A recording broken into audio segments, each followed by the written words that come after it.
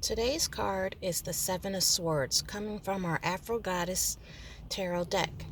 As you can see, the goddess is boldly on display, showing you everything that she's got to offer. But if you look off in the background, maybe not quite so much. There's something hidden there. So if someone is trying to deceive you, you better be on the lookout.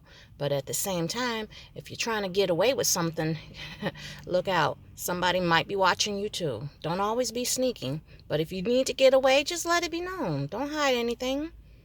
So, as you can see, the Seven of Swords is about being out in the open. You see what you see, but sometimes it's not everything that you see. Enjoy your day.